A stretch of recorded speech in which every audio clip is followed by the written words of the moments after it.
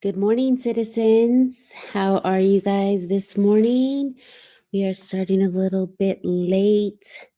For some reason, the StreamYard is a little bit newer. There's like a lot more stuff that got added to it. So I was kind of trying to see what was going on because I guess now you can go both vertical and horizontal, I guess. So you can do both styles.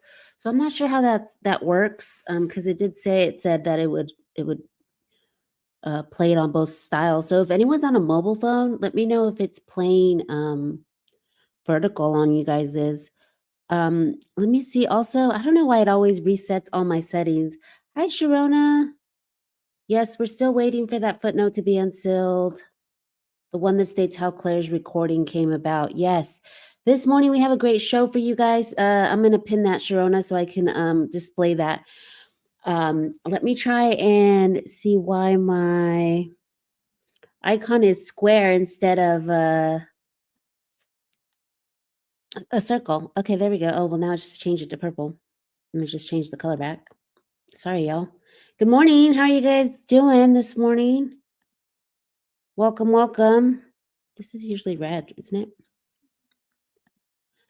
Um, excuse the technical difficulties this morning. So it's Lively versus Wayfarer, the Sanctions Showdown. It's basically just like a little recap of and then I guess let me put myself there. It's just a little recap of what what happened last week. So I missed you guys last week. I was mostly over on TikTok. We did get to do a show with Elsie and the TikTok crew on Monday evening, and that was a success. It was very fun. And then, I just had a busy week, and I do want to let you guys know that I'm trying to honor the fact that, that I have a lot of members here that are expecting shows and stuff. We did do a poll, and the poll ended up being that I think the vertical content won out. And so we'll be doing more vertical content, but I do want to at least keep to like a morning show update. So I might do those on Monday mornings, and it'll be celebrity court chatter Monday mornings, and then maybe sports chatter on Tuesday, and maybe the true crime one on Sunday nights, like we were doing, because the Ellen Greenberg case is coming back, and so I kind of wanted to get back into the true crime nights because that's a good one. There is a little bit of a spoiler. Dog the Bounty Hunter liked one of my posts the other day, and so I got in touch with his people. So I'm hoping that maybe he can come. I don't know. I'm a smaller channel, so I'm not holding my breath for it, but I did get in touch with them to see if he wanted to come on because he has entered the chat in the Ellen Greenberg case. And if you guys don't know what that case is, it's a woman who was found with a bunch of stabs in the back of her neck, the back of her head. It's just some crazy stuff, and they ruled it a suicide. And even though the medical examiner later said that, the math wasn't mathing, a lot of people said the math wasn't mathing. And yeah, so apparently now we have a judge that's saying that he wants to reopen the case. He's running for office in Philly. Shout out to anyone from Philly. The Eagles won yesterday. What? And go check out my edit on that, by the way. I made a really cool edit on the Eagles win. But yeah, so out in Philly, it's the Ellen Greenberg case. And this, judge wants to reopen it. Dog the Bounty Hunter has come on. Other people have said that they're going to join in, like, they're not going to stay quiet. So I'm thinking of maybe possibly collabing with DFJ because she knows this case a lot. So for a Sunday night episode. And but we're here for Blake Lively today, so let's get back on course. Again, Lively versus Wayfarer, the Sanctions Showdown. We're going to go through the sanctions. And then, yes, we are still waiting. Let me pull this up now that I can pull up comments. On the footnote to be unsealed, the one that states how Claire's recording came about. The Claire Ayub of it all. We, listened to the recording. I do have a live episode that we went through with Elsie on all of that stuff. I didn't play the recording there, but it has a link to everything in that episode, which should be below this one. But yeah, so the Claire Ayub stuff, the only thing left pending was, that footnote at the bottom that said how the recording came about. And there's still a ton of questions, and there's still a ton of sleuths. I know DFJ is still wondering whether the call was edited. I know there's other people who are still questioning other aspects of it. It was my Roman Empire for a little while, but right now I think Ellen Greenberg has kind of taken that over. I'm back into that case. And obviously the NBA scandal. So I'm going to do that for Sports Chatter maybe tomorrow night, because that's one that I want to dive into. Lauren Conlin is covering that one. Um, Hen said it's still horizontal for you on the phone. Okay. Yeah, because it's a new feature on StreamYard saying that you can go either horizontal or vertical. Um, which is cool because then that means I can do shorts on here and all that stuff if I'm going to be doing more vertical content. Yeah, StreamYard is super robust. Now, shout out to all my members who are keeping me going on my StreamYard fund. Kenny, who was here earlier. Who else? I think it's Joe Abad is one of my members. Uh, I believe Carmina.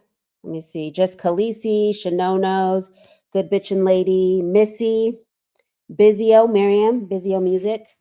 And then Laura, who is our mod. Thank you, Laura, for being here to mod. And keep it growing, sis, says Hens. Love this for you, CJ. Keep it growing, sis. Yeah, I'm hoping that I do get that Dog the Bounty Hunter one. So anyways, yeah, shout out to all my members for keeping me going. I appreciate you. If you become a member, you get a free super chat where like your comment will light up when you're on the chat. And then you also get a little badge and a shout out. We shout out all the members. I will do like a members only type of chat thing eventually. Um, and a special shout out to Bizio because she gave me my first super thanks the other day on that live. After the fact, she was part of Replay Crew, I think, and she gave me my first super thanks, which is where you can give money after the live chat. So that's really cool of her. I don't know if she's here this morning, but yeah, shout out to Miriam. Oh, there's Joe. Joe, you just got here. I just shouted you out. So he's a member as well. So they're keeping the StreamYard going, and it's really cool because there's a lot of cool additions to StreamYard now that is going to make the shows way more fun. Okay, so let's go ahead and get the show started now that everyone seems to be here. Laura says she missed everyone. Yeah, we're glad to have Laura back modding. We kind of came back at the same time. And so we're going to start off with the sanctions stuff. Shout out to docketupdates.com because this is a new website that I just discovered. Remember that we just talked about dockets a lot in our shows? This is a new one that we just found. It's from a creator over on TikTok named Carol. And it's kind of a joint project, I believe. It's not necessarily, I think that she's the creator of it, but I think a lot of people help her with the stuff. And it's kind of like a joint collaborative effort with Bocce Go Hawks over on TikTok, Yarn and Law, and a couple of other people that, help her with it. Just to get content up. But she's the main one that I think created it and all of that. So hold on, I'm going to share this, but that's the wrong one. So let me just share this tab, I think. Is it that one?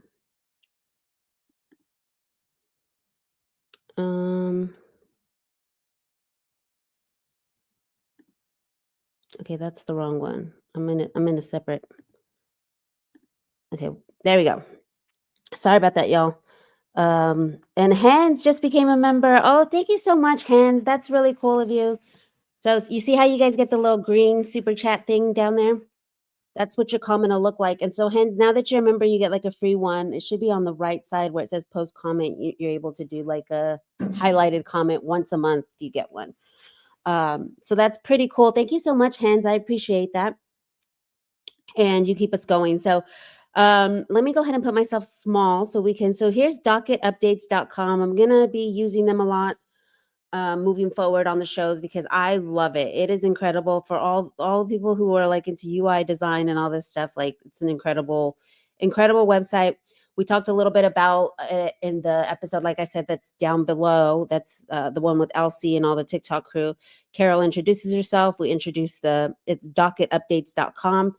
I made a joke to Colonel the other day. I was talking to her, and I was like, if the lawsuit info is the Bible, because I consider it like the Bible of this case, right? I was like, if that would be the Old Testament, and docket updates is the New Testament, because it's got all the cases. And let me see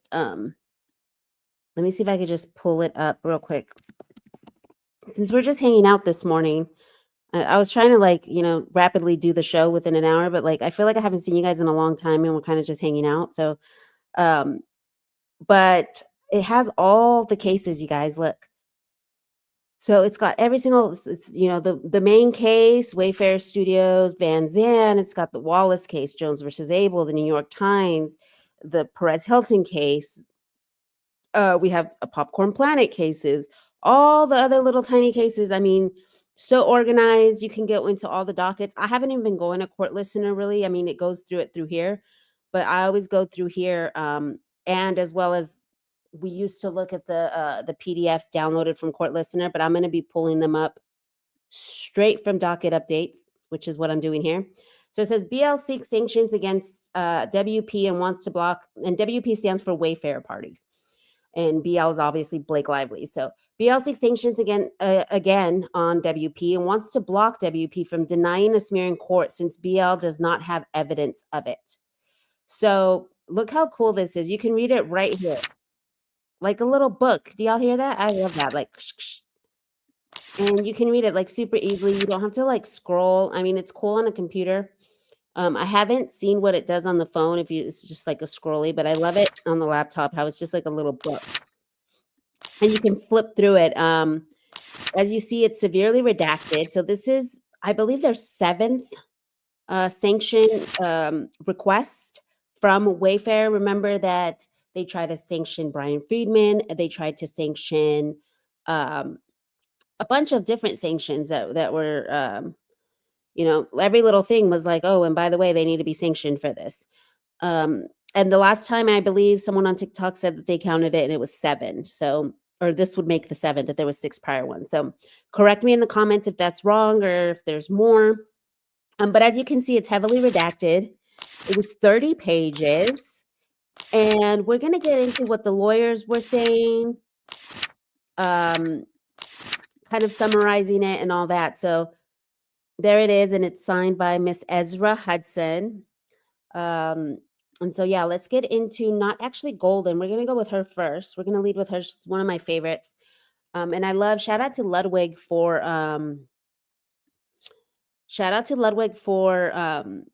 getting all this for us, where, he breaks down the timestamps and stuff.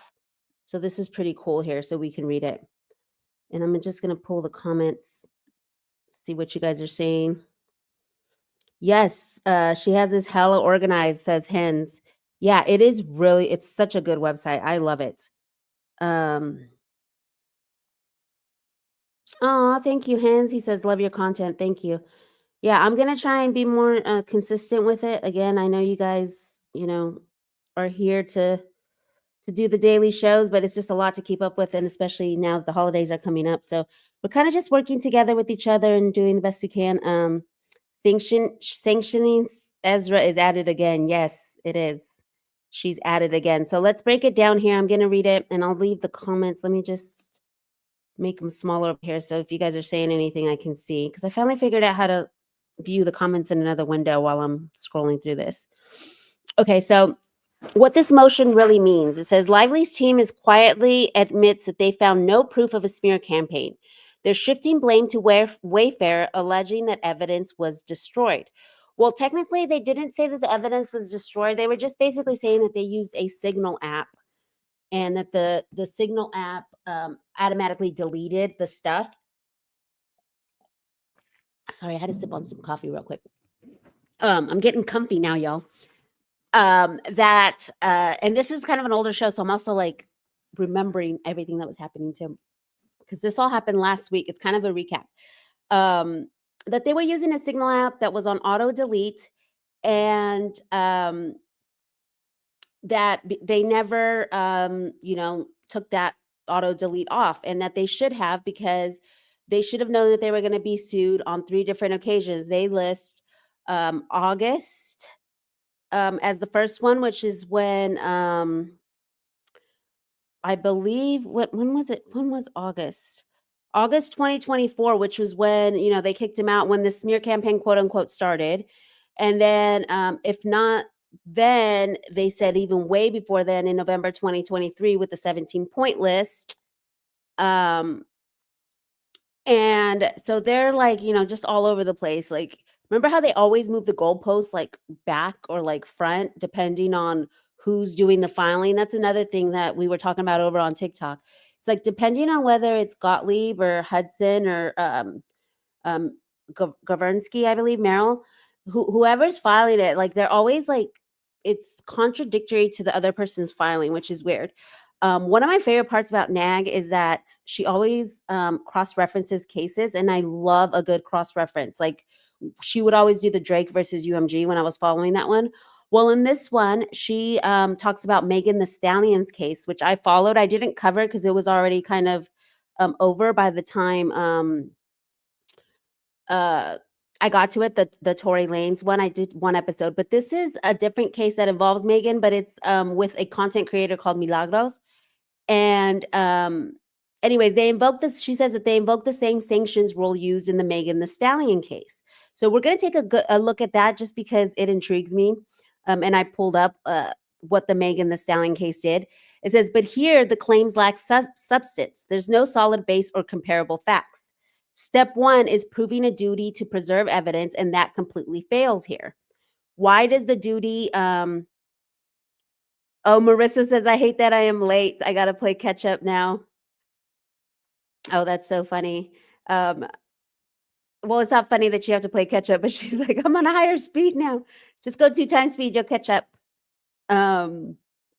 It's so crazy. Really, side note, is that everything on 2 times speed now that I watch like everything. It's like now I can't watch like regular TV or anything on regular. Like when I watch anything regular, I'm like, where's the 2 times speed button? I watch everything on 2 times. And so it says, okay, wait, hold on. My alarm is going off. I don't know if y'all can hear that. Okay, so it says, let's see, where were we? Sorry, I don't know if y'all could hear my alarm. It was going off. So it says, oh, so let's go look at the Megan the Stallion stuff before we finish with NAG. Says Megan the Stallion won significant spoliation sanctions in her defamation lawsuit against blogger Milagro Elizabeth Cooper, known as Grams. A judge found that Grams acted in bad faith by deleting thousands of text messages and removing WhatsApp from her phone, despite being under a legal duty to preserve all communications relevant to the case. These deleted messages likely contained evidence supporting Megan's claim and damaging Graham's defense. The court issued an adverse inference jury instruction, which allows the jury to assume that the deleted evidence would have hurt Graham's case. So an adverse inference jury instruction is also what Blake is asking for. Basically, she wants something in the jury instruction saying, hey, this is what happened. There were signal messages that weren't there, whatever, because they were auto-deleted, and like this should be taken into consideration when like the lack of evidence comes to play or whatever. Anyways, this is a severe penalty signaling the court's view that Grams deliberately obstructed justice by hiding information. Additionally, Grams must pay Megan's legal fees related to the spoliation issue.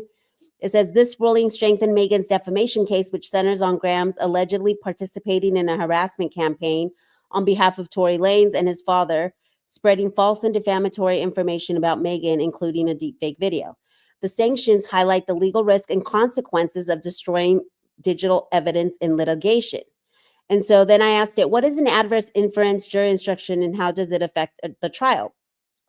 An adverse inference, maybe I don't know how to say that word, jury instruction is a directive given by a judge that allows jurors to assume missing or destroyed evidence would have been unfavorable to the party responsible for its absence, usually as a penalty for misconduct such as intentional destruction or withholding of evidence. This instruction can be a decisive sanction in a civil trial because it lets the jury presume that the unavailable materials would have undermined the case of the party who failed to produce it, significantly weakening their position in court.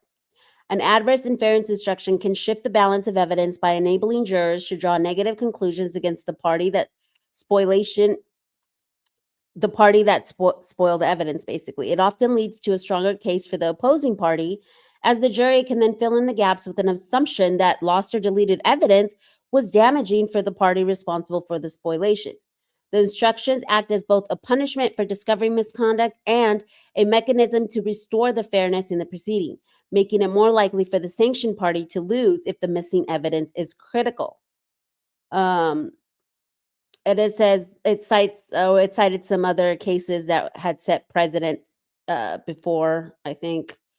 Okay, so then I asked it, what about using Signal or an auto delete app, voice messages that disappeared? And look, me and my typos all the time. If y'all know me, if you know, you know, I'm like the typo queen. Using Signal or other apps with automatic disappearing messages or voice notes that delete themselves presents significant legal challenge regarding evidence preservation and litigation. Courts treat digital messages and voice communications as electronically stored information, ESI, subject to discovery.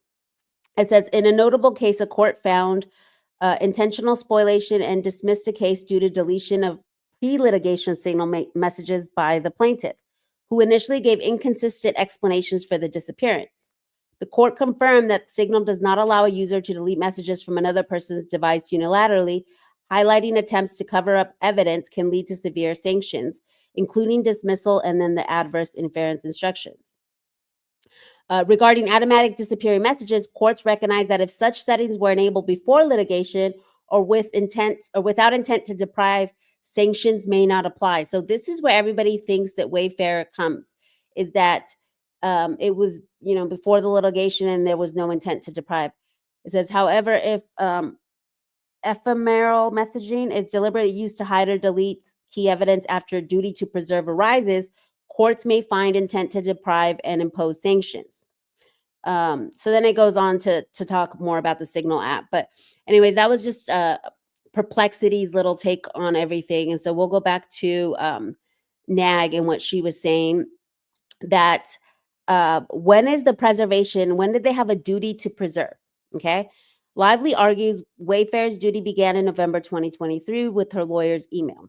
NAG calls that claim laughable and legally baseless because she says those phrases appear in thousands of letters and never trigger preservation duties. The phrase she's talking about is where they said, we still hold the right to, our legal rights to take legal action. Because remember, the 17-point list came with the caveat that you can't change anything in this list. You must sign it, or else we're going to go and seek legal recourse. And it even said, in lieu of a formal HR complaint, this is what we're doing. And then when they were like, this doesn't sound right, we want to make changes, they're like, this is not a negotiation. You sign this or else, basically, and we still hold the rights to be able to pursue legal action. Like, even if you sign it, we can still go after you, basically. And so NAG is saying, like, that's just the fact that you're still holding on to your legal rights doesn't mean that you're going to sue, because as we know, the second half went great and they didn't think that anybody was going to sue. It says their backup claim was August 2024, which again also doesn't add up, because in August, you can say that it was when she called Nathan, when Leslie Sloan called Nathan and said, hey, you're getting sued. But would Wayfarer be a part of that? Because wouldn't that just be Sloan suing Nathan or Jen Abel or whatever? Like, that's the Jones Abel lawsuit. Like, they can't prove that that was them being on notice. And in the Claire Ayub calls, he even says something along the lines of, I don't think they're going to pursue anything else. Like, if they do, it'll be a long battle. But I think, I don't think that they're, luckily they haven't pursued anything or whatever. So I don't think that they ever thought that it was going to like go this far. I mean, by that time it was when that call was recorded was the end of August. So Lively says using Signal or disappearing iMessage is destroying evidence. Auto delete apps aren't misconduct, is what NAG said. A ruling agreeing with that would rewrite modern communication laws. So she's saying like that would open up a big old can of worms if there was a ruling in favor of that. Lively's real argument, you hid your conspiracy on Signal, so punish them. She suspects a preservation notice likely existed by late 2024. Bottom line, this isn't proof of foul play, but damage control disguised as law. So that's what she's saying. A preservation notice likely, I don't know what this means. A preservation notice likely existed by late 2024. Because the only preservation notice we found was this letter that was shared over on Reddit, which was in December 20th. This was where she says, where they said, immediately cease and desist your unlawful conduct toward Miss Lively and the Lively Reynolds party, and immediately preserve and do not take any steps to alter or destroy any evidence that relates to this matter. But this is dated December, well, this one's January 21st, but I believe it was from December, because I think this was refiled under something. Oh yeah, look, it's dated December 20th, 2024. There you go. Let me go look at the comments real quick and see, because I was busy reading and let's see what has happened since then. Let's see. Oh, look at, oh, so Roman has a case law here. He's saying, but Lyman in what is this case? Grailed, and he's saying hold on. Lyman and Barbera versus Grailed of 2025 denied adverse inference. Oh, I didn't know that. Okay, so Roman, do you have any more details on that one? So he denied adverse inference. So it seems like um he has a past ruling where he denied someone that. Let's see. Good morning. Morning. There's some new people coming in. Okay. Samantha Cass should have sent a preservation letter before Van Zandt. Exactly, Joe. And that's another thing. A lot of people are saying like they shouldn't have hid Van Zandt. Like, okay, so you're basically saying like you should have known you were going to be sued, but we were hiding that we were going to sue you. So that's another good point that could come up. Blake is trying to rewrite history and make things different from what they actually are. I'm talking texting words of her this morning. Thank you, Trish, for being here. I appreciate you. So yeah, so the only preservation that's on file is this letter, guys. This letter from Manat. And let me see if I can make it bigger because I didn't realize it was that small on the screen. Sorry, y'all. There we go. It says immediately cease and desist your unlawful conduct towards Miss Lively and the Lively Reynolds party, and immediately preserve it. So for those who couldn't read it the first time, sorry about that. So yeah, that's the case with that. And I'm going to just highlight a couple of highlighted stuff from the actual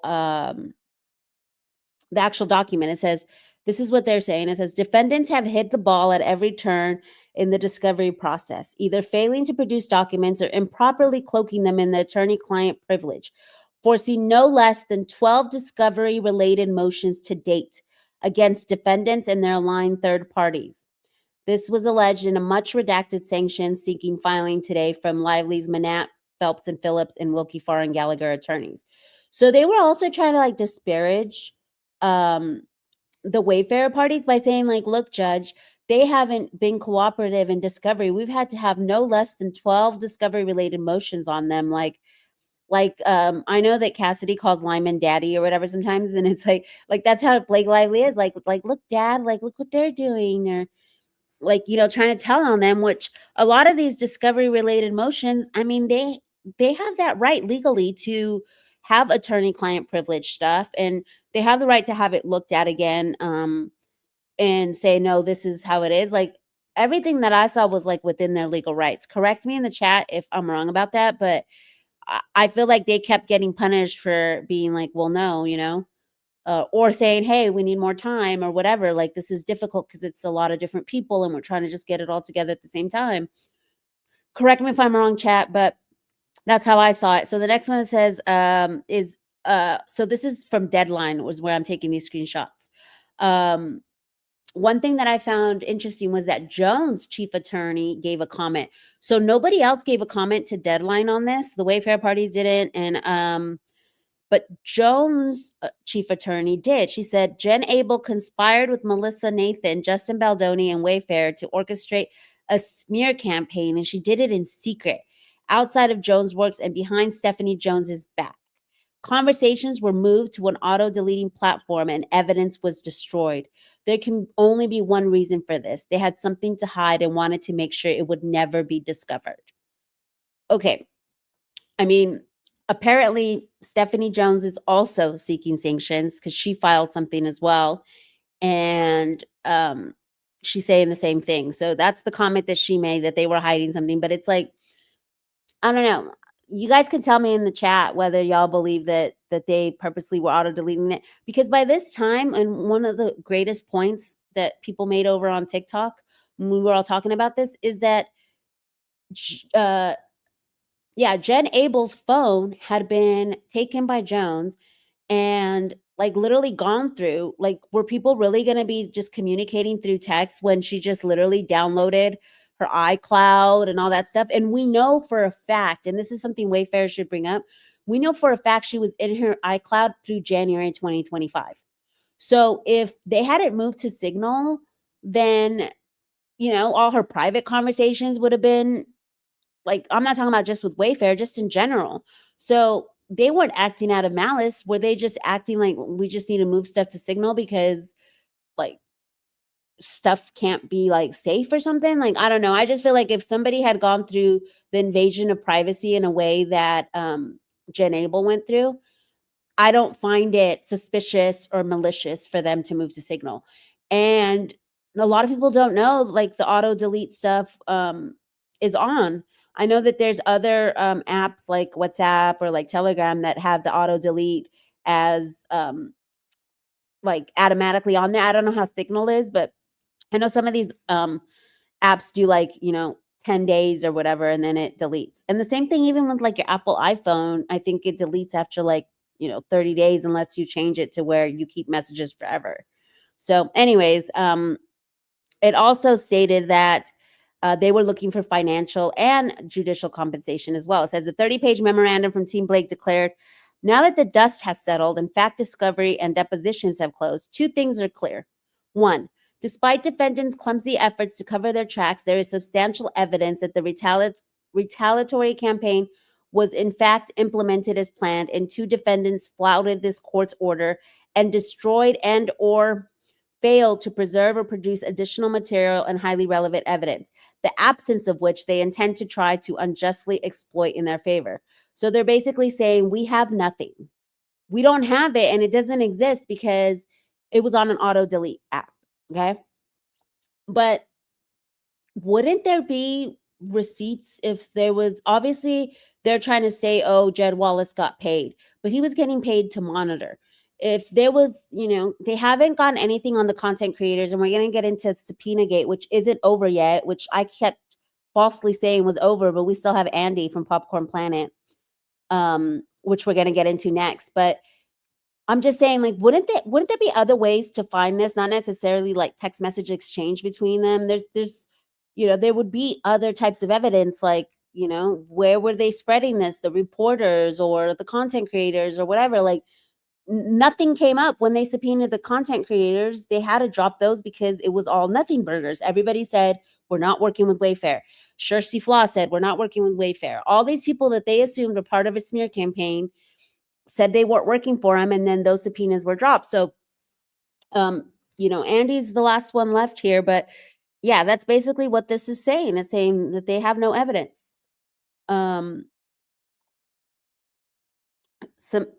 see. Sorry, I'm looking at the chat over here. Oh, Vamps is back. Transylvania, Romania. Perfect time. It's Halloween week. So thank you, Vamps, for being here. It says, so Roman says, the Advent Committee notes in case law confirm that courts cannot use their inherent powers to bypass the rule. Okay, I'm going to have to like deep dive into that, Roman, because I had no idea that everyone learned to auto delete everything after Amber Heard, and signal type chats are becoming a norm. So yeah, no. Oh, hi, Jesse and Max. How are you? That's Asshole Media. I appreciate you being here this morning. It says, I don't think they would purposely auto delete after they received official communication saying legal battles had started. Before then, business as usual. So that's going to be, is it a fact finding thing? Like what Nag always says, like, is that a fact finding thing? Because I think it's gonna come down to when is this preserved? And it's my understanding that the preservation letter is the preservation. It's like, if you wanted them to preserve stuff, you have to outright say it. And that's what a lot of these lawyers are saying. And we have 2 more lawyers to cover really, really quick. Let me just, go through this. Based on Lyman's previous orders, I can see how he could grant BL sanctions. In the Barbera case, at his deposition, plaintiff admitted to deleting relevant notes and emails. Okay.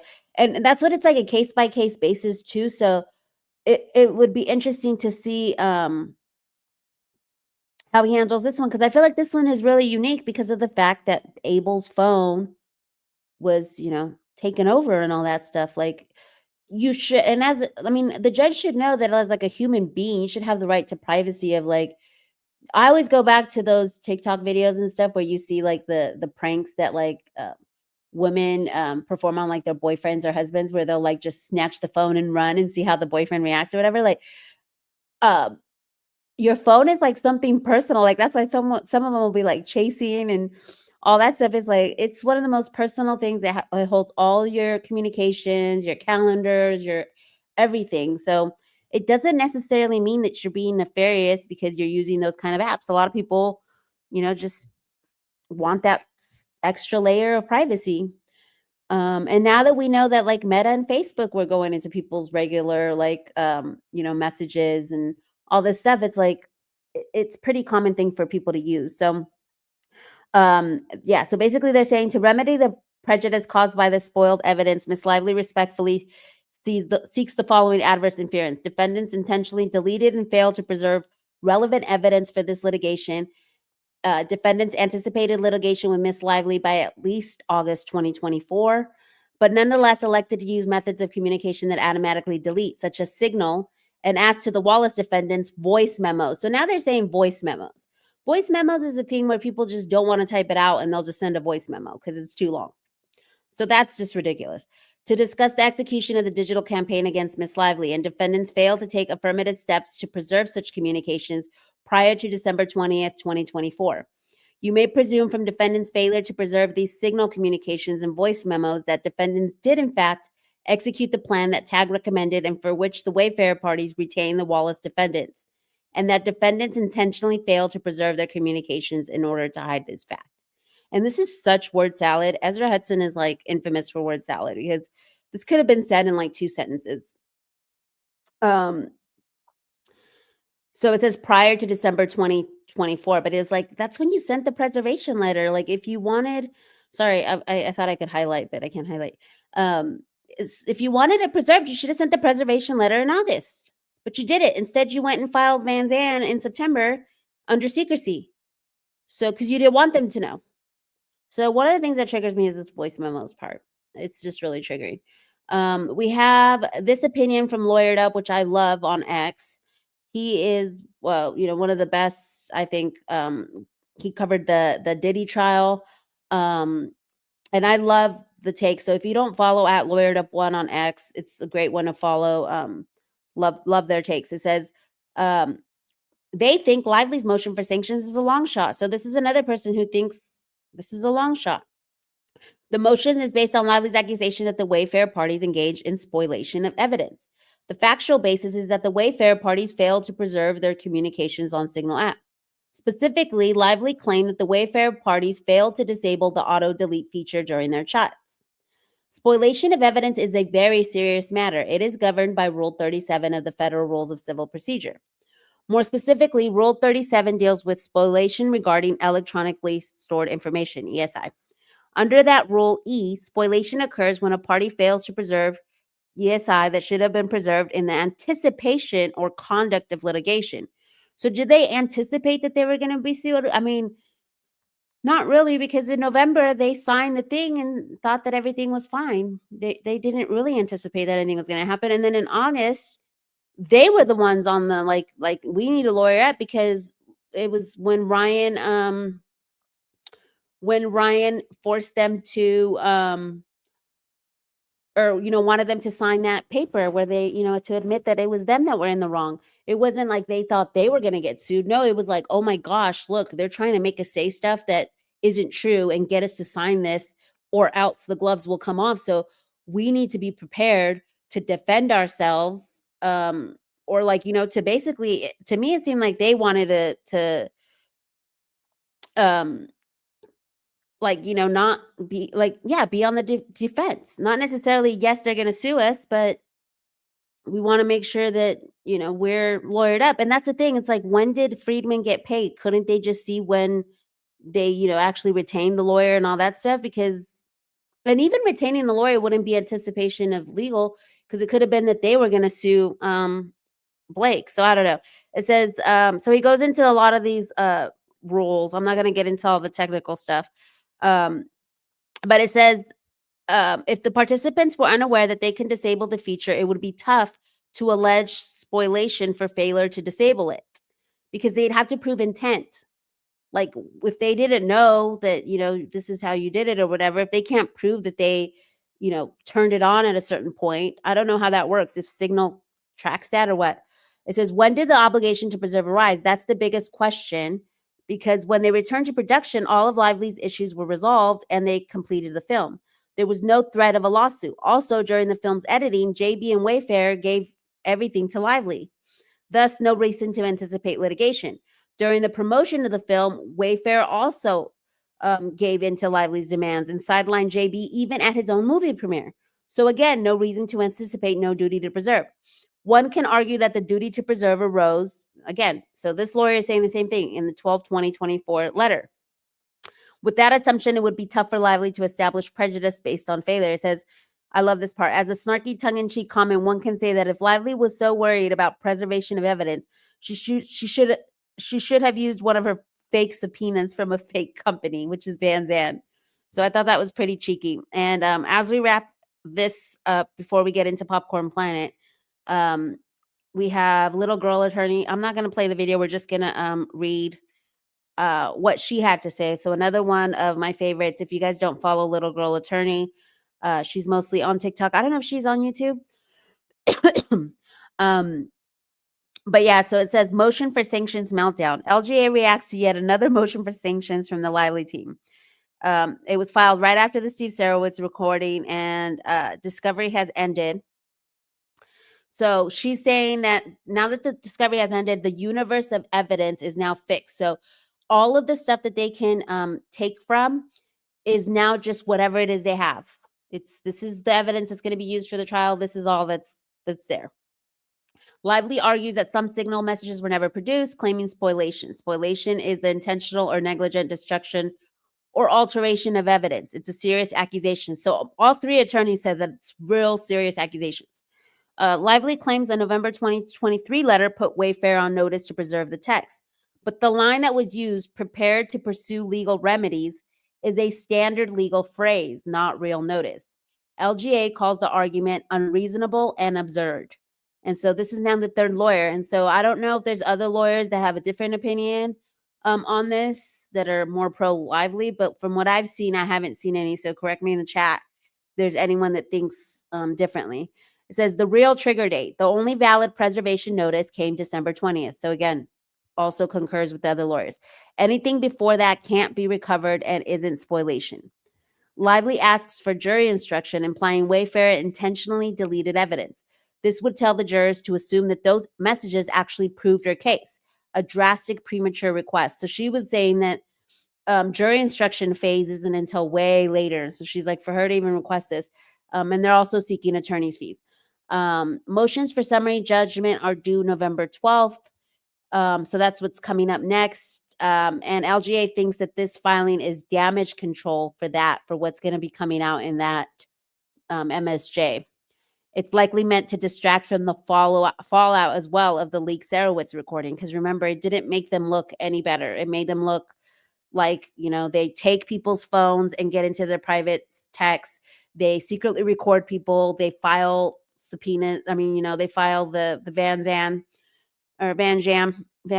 I forgot that we're not allowed to say that, because then the videos, the Van Sham stuff in secrecy. So it makes them seem like really just, not good. The judge will likely ignore the motion for now, is what she's predicting, and focus on the MJOP and summary judgments first. She calls this a desperate and embarrassing move, showing the Lively team has nothing left. And I thought about doing the thumbnail like Lively's the laughing stock or something like that, because so many people were just like cracking up. Like, this is so embarrassing. This is so cringe. Like, it's so laughable. Oh, so she is under YouTube under the same name. Thank you, Vamps. Oh, I didn't switch the tab for Little Girl Attorney. Whoops, sorry. Sorry, y'all. So here she is. I was reading all that and you guys didn't get to read along with me, but it was all nicely structured. This is from Reddit. Shout out to Pale Detective, who also does timestamps.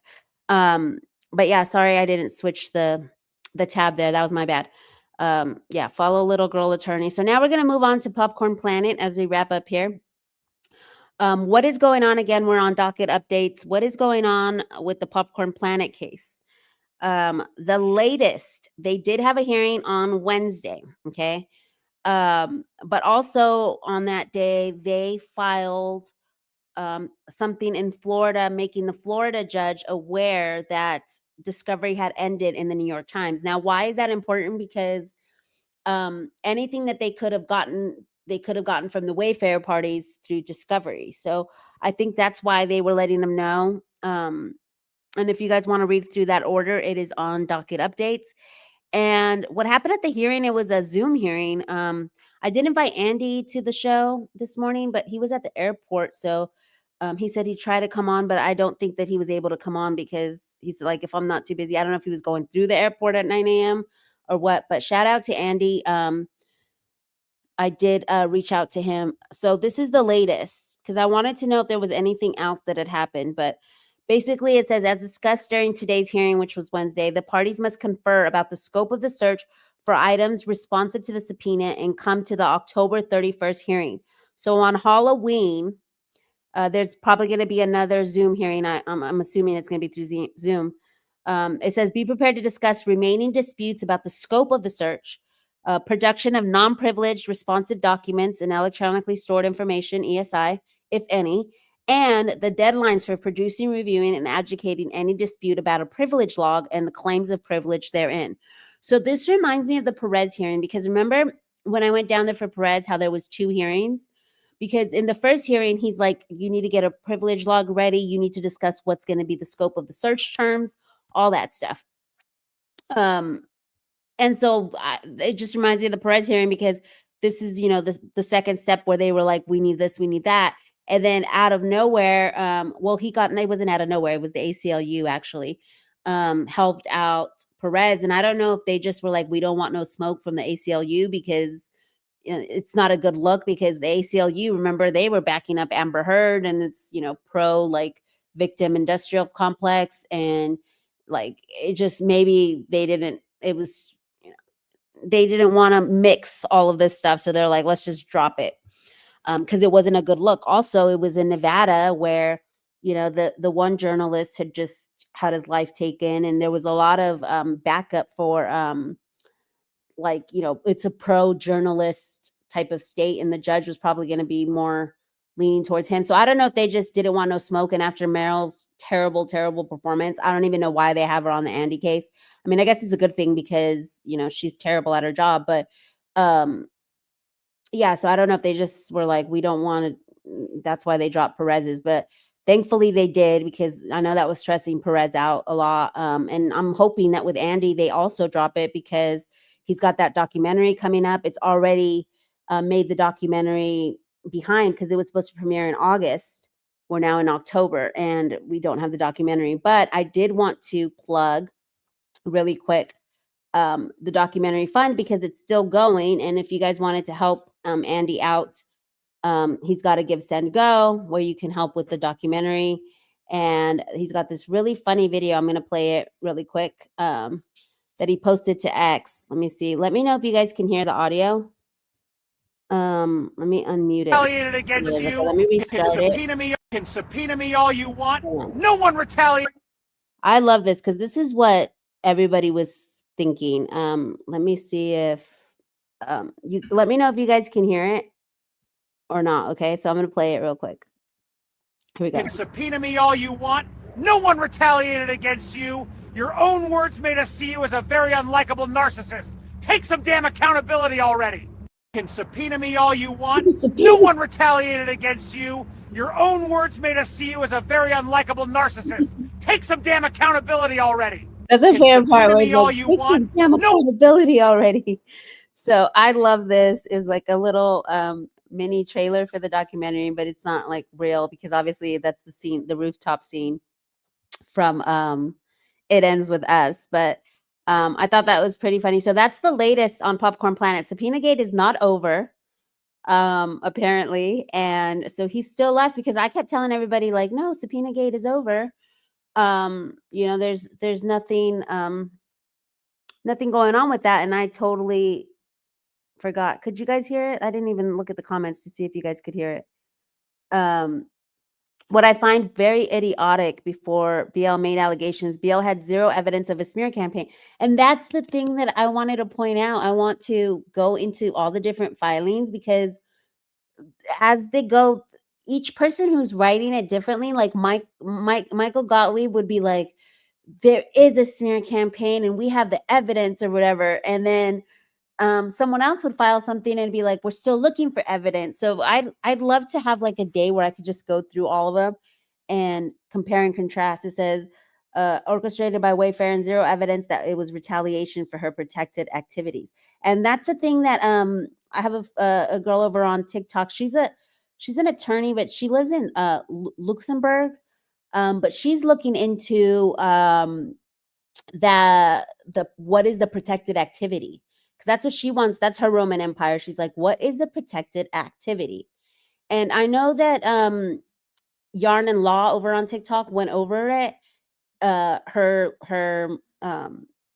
first amended complaint, and what were some of the things and what would apply and what wouldn't. Like Yarn and Law was like, the COVID claim wouldn't apply to any of this because it's not a protective activity, the COVID stuff. And then so she went through it over there. It'd be nice to go back and see and what she can find out. It says, in that call, Steve seems more annoyed with Stephanie Jones than Blake, in my opinion. Yeah, and they never say, that's something that DFJ clocked, is that they never say Blake and Ryan. When he says they, who is they? He never says who it is. He's just saying there's all these problems going on. And I honestly think it could have been related to the Stephanie Jones of it all, because remember, August 21st is when Nathan called Jen Abel, or it could have been him just thinking that like Sony or WME or whatever, because remember, WME, they were, also saying, remember Mr. Ari was saying, ride or die or whatever. So we don't know who he could have been talking about. Yes, all the smearing, and there is proof of this, Joe. The smearing was done against Justin by Blake and Leslie. We have proof of several different articles. We have proof of the Leslie Sloan stuff, which I know that Vitushka later said, I'm taking it back or whatever. But, you already, they did point that out. Wayfarer did say about Vitushka that, he can't be believed or whatever. But yeah, there are several examples, and I don't want to say like proof because all obviously for entertainment purposes, but I feel like there's way more examples of legit smear campaign against Justin than there is. And one of them, which is my Roman Empire, and one that a lot of people don't bring up, is that dang Jenna Rainfield girl on TikTok. Because how is it that on August 8th, the day of the whatever that the movie came out, she gets a DM, and then the Los Angeles Times is like, I heard you got a DM. Can you share it with us? Like, before anybody knew that she got a DM. Like, it was the weirdest thing. And I want to know who was messaged. Oh, because then later she says that the people who were messaging her were Colleen Hoover's friends, crew members. So who are all these people, and why were they reaching out to some random TikToker? And this was a TikToker who was basically just had made 2 videos prior, like, why is Baldoni not at the premiere?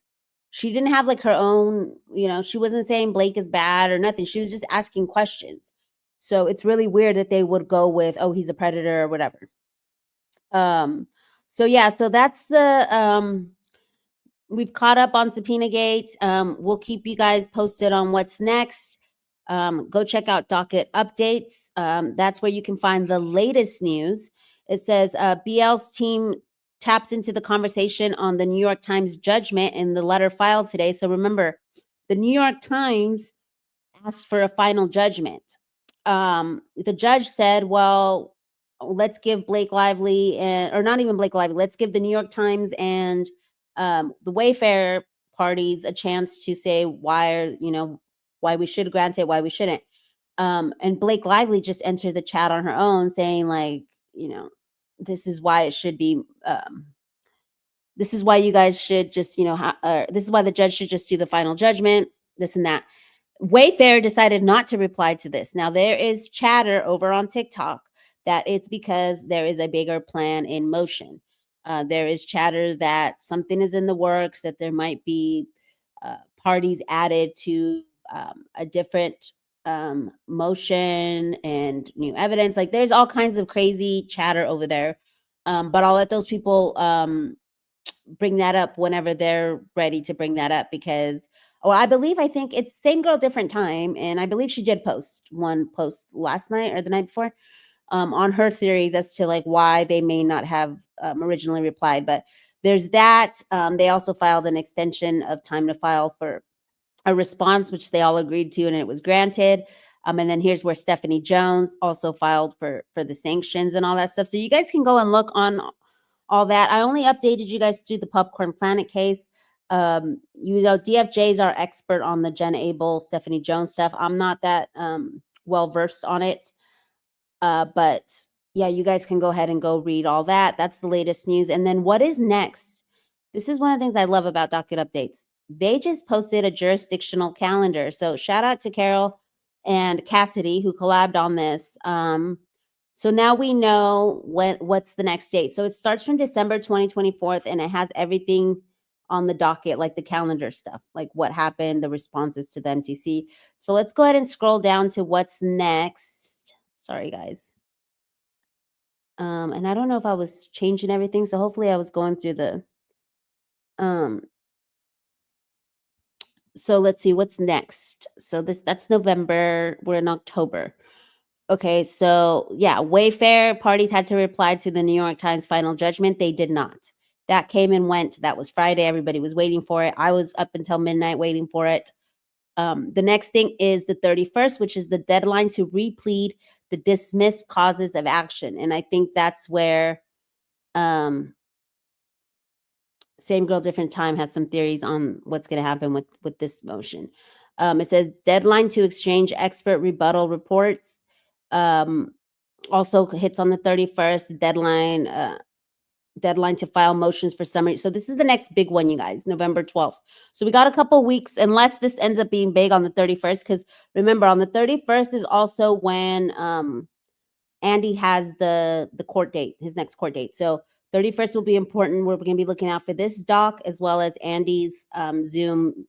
I don't know. It didn't say Zoom, so I'm assuming it's Zoom because the other one was Zoom. And then after that, this is the next one, which is the motion for summary judgment. And then the deadline to reply to the MJOP will be the 19th. And then, obviously we have all these other deadlines, and then trial March 9th, 2026. Before I let you guys go, I did want to really quickly plug Lauren's fundraiser. You guys know Lethal Lauren. She usually reads all the filings. She's been working on this other case, which is the Lauren Owens case. If you guys don't know, it's a woman who I guess was this, serial liar, saying allegedly, I guess I have to say allegedly, but saying that she would get pregnant from these men, and then they would, it wasn't true. It was just to like get money out of them. So she did that to a reality TV star. I think he was on The Bachelor, I believe, Clayton. And this guy here, Mike Maricini, he helped in that trial, I believe, and correct me in the chat if I'm wrong. But now she's going after him. And so Lauren posted this the other day, which I thought was really cool. And I said, I'll shout this out on the morning show for you, because I was just like, this is me chuckling and laughing. I love me a good Lauren joke, because it is that rib hurting laughter that comes out where it's just like you can't stop laughing and you're just like, please let me stop laughing because my ribs are hurting. The first time I read it, says, if Mike Maricino's fundraiser gets to 45K, I will put on a dress and wear it for an entire stream with the wig on. The fundraiser is currently at 40K. And so there's an actual website. It's called Victims of Laura Owens. And I remember there was a lot of people who kept saying like, oh, all these websites are connected to like, JW or, like blah, blah. And I remember saying it was over on TikTok. And I remember telling that person, I was like, no, these websites are super common. Like there is another one that we call Timu Blake, who's this real estate agent, I believe she is, that somebody made a website to like show all the lies and all the stuff that she was doing. And I've seen several of these. It doesn't necessarily have to be someone was trying to connect it to him and all this stuff, but um they don't necessarily have to be because I don't believe this is connected to JW. I mean, it says Victims of Laura Owens, Justice for Clayton. And so this is a whole website that has his story. So if you guys, I'm going to link it below in the description. If you guys, because that's, I did forget to link these two and the GoFundMe. But yeah, it says that he was on a dating app and, Laura Owens did this to him. And then he helped, he helped in the Clayton case, and he's being repped, I believe, by Omar Serrato. Yeah, it says Laura Owens filed to renew this DVRO against him. Michael now has a GoFundMe to help raise legal funds to fight Laura in court. Omar Serrato, our very own Omar, will be representing Michael and has requested a multi-day trial to contest this renewal. David Gringas made an appearance on Laura's behalf. That's Laura's attorney. So it has the comprehensive timeline, the pregnancy timeline, all this stuff. So it's just holding liars accountable, another type of like, and look, he's got the cutest little family and everything. So here's the GoFundMe. Let's see what it's at right now. So did it get to the goal of 40,000? It might have already reached the goal. Let me see what she said. No, she wants it to get to 45 before she wears the wig and the dress. So we got 4,000 more to go for her to wear the wig and the dress. So if you guys want to see Lauren in the wig and the dress, you guys can donate and help the legal cause over there as well. So yeah, it's a really interesting case. And I feel like her and Omar have been doing so much for that case. I'm super proud of them and they're keeping it going. They've been attacked. They've been in the docket, mentioned in the docket. And it's not a case that I've been following super closely because there's only so much bandwidth I have, but it is an interesting case. If you guys want to hear more about it, I don't even know if I've been sharing these tabs. Have I? Okay.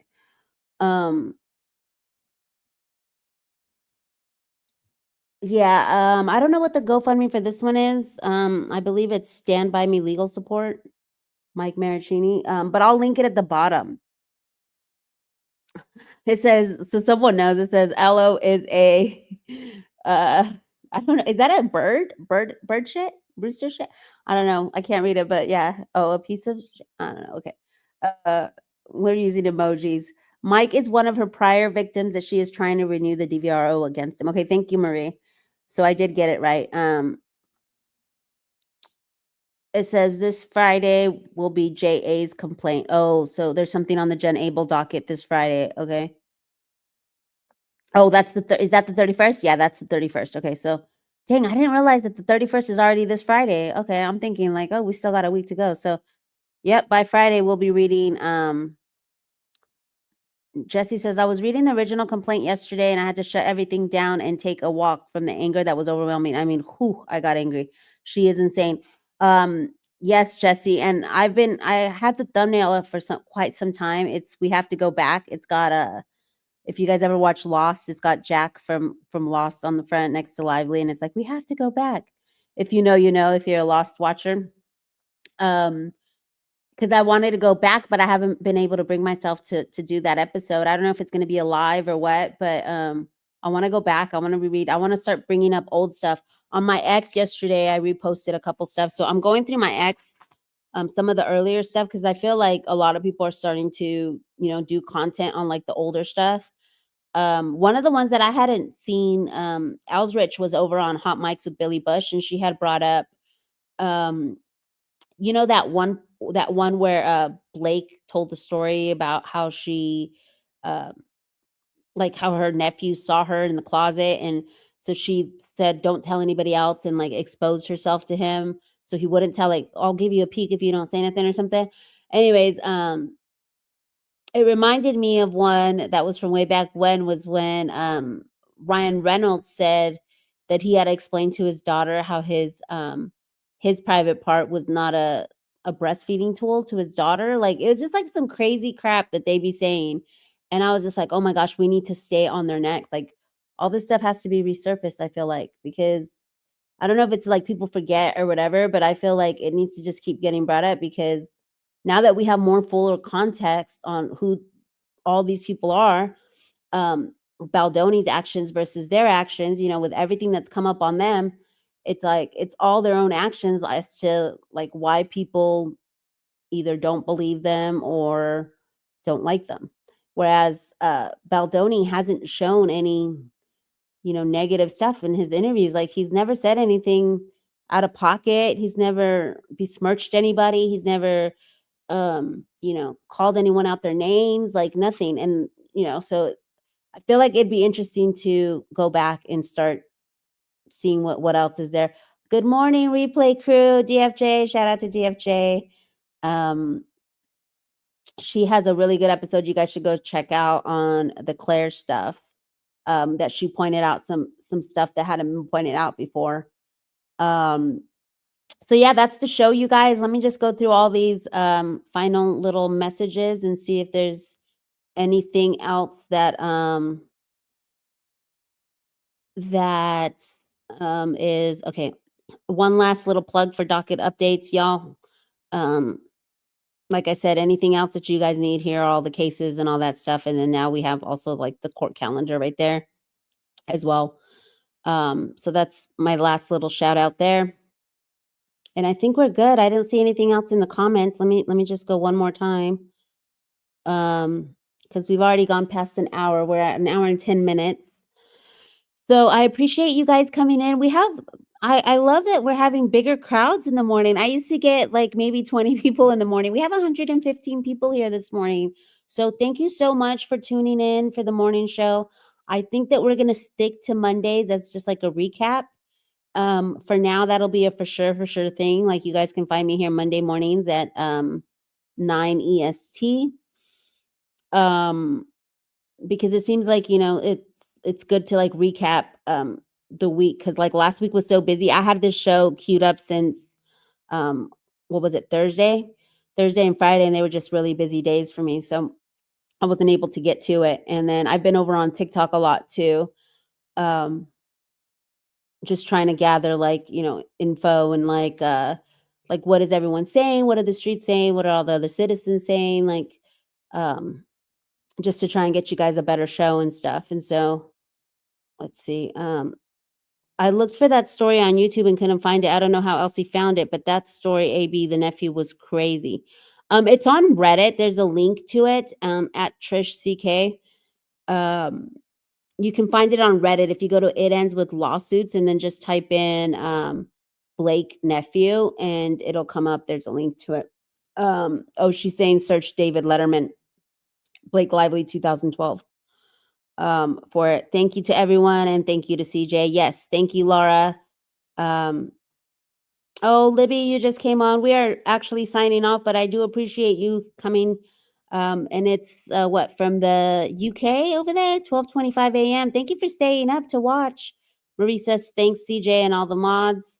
Yes, Laura and DFJ are my mods. Thank you for modding in the morning. So we'll be back. I might do Objection Sports tomorrow night. I'm not sure. Hey, good morning, Cold Fairy. Which is the NBA legal drama. And I know, ciao from Italy. Look, we got all these people coming in. From Australia, Libby. Says you've been watching on the TV. And you know what's so funny that you says I've been watching on TV and can only comment on phone? It's Australia. Is that my weekly recap on YouTube? It's funny because I always get like this trivia at the end, and it's like, how many of your viewers watch on a TV? And it was actually 10% of the viewers watch on a TV. So thank you all who watch me on the big screen. I'm gonna try and go live with showing my face again and stuff, but it's so early in the morning. Like I could just roll over and just have the computer, get my coffee in. Hi from the Philippines. Oh, still got a big following over there in the Philippines. Thank you, KB.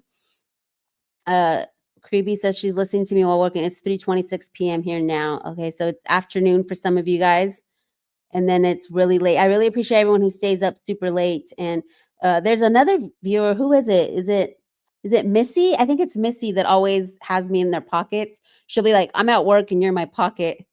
Hi, Adriana from Mexico. We have the whole crew is here. We got all kinds of cities being represented, or countries, sorry, being represented.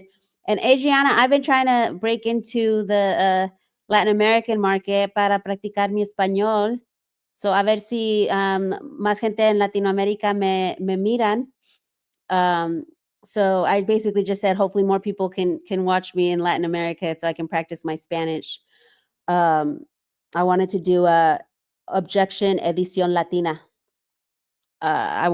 When I covered the Bad Bunny court cases, I wanted to do it in Spanish, but yeah, Scottsdale, Arizona represented over here. Thank you, Deborah. I appreciate you guys. All right, y'all, I'm going to wrap it up. I appreciate you guys. It's always a pleasure hanging out with y'all. That's the recap. That's the craziness with Lively. What else is she going to come up with next?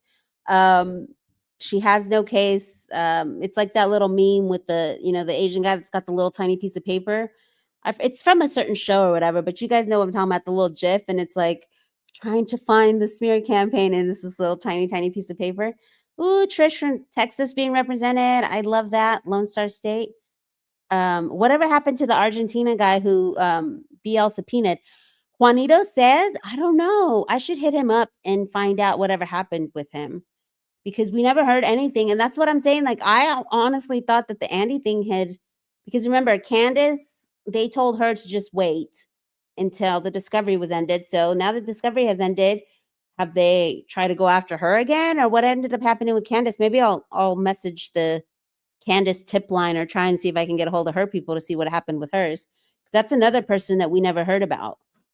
And I'm gonna have to just look into all the other subpoenas if there's other ones that we haven't heard about. Yes, thank you, Trish, for helping me wrap it up. I'm doing the Russian goodbye. She's like, have an awesome day, everyone. Have an awesome day. We'll see you guys on the next one. Take care, y'all.